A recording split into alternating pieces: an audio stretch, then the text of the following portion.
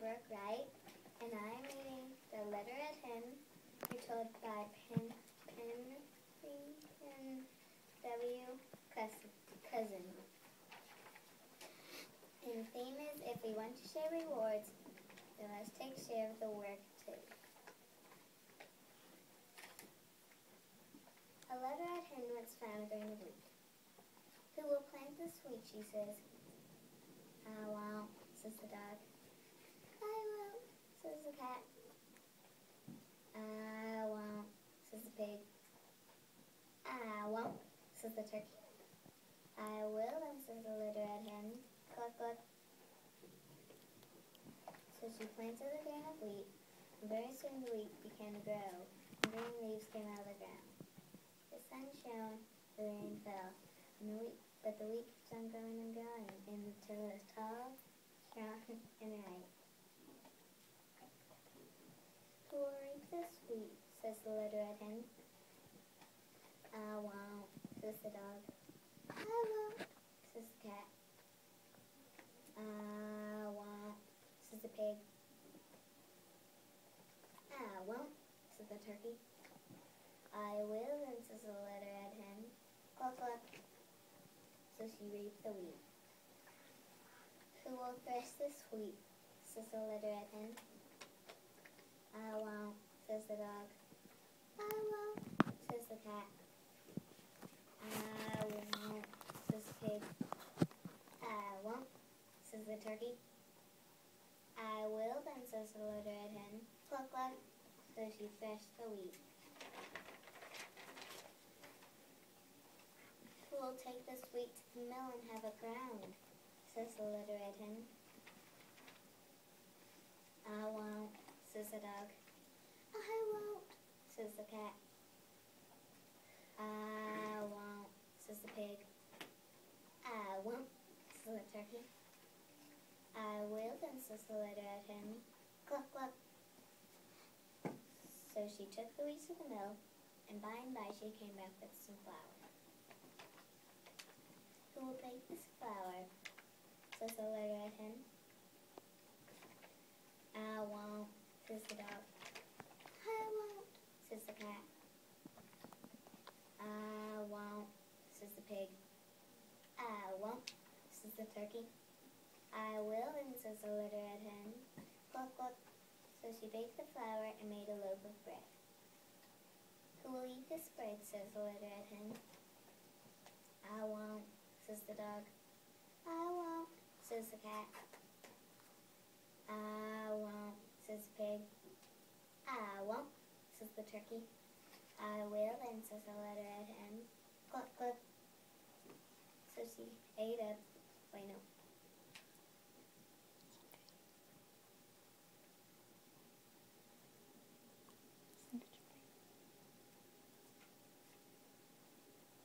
She ate up the loaf of bread.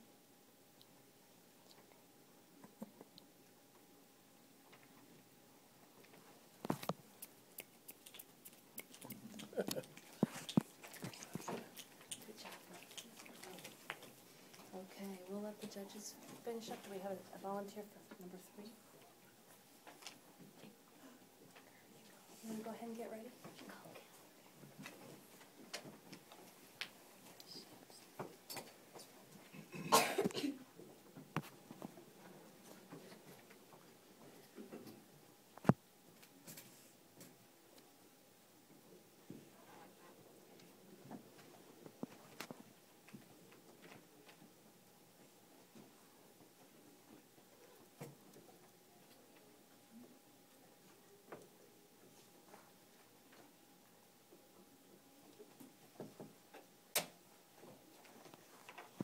My name is Wenkers, and I'll be reading George Washington and the Cherry Tree, adopted from Jim Bird, A1, and Marita Stockyard.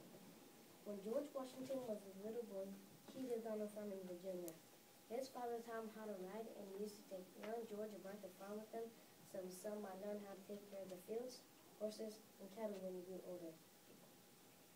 Mr. Washington had planted an orchard full of finest fruit trees. There were apple trees, pear trees, peach trees, pine trees, and cherry trees. Once a peculiar fine cherry tree was sent to him across the ocean. Mr. Washington planted it on the edge of the orchard. He told everyone on the farm to watch it carefully to see that it was not broken the wind in any way. It grew well, and one spring it was covered with white blossoms. Mr. Washington was pleased to think he would soon have shade from a little cherry tree. Just about this time, George was given a shiny new hatchet. George took the hatchet and went about chopping sticks, hacking the limbs of the fence, and cutting whatever else he passed. At last he came to the edge of the orchard, and thinking of only how well his hatchet could cut, he chopped into the little cherry tree.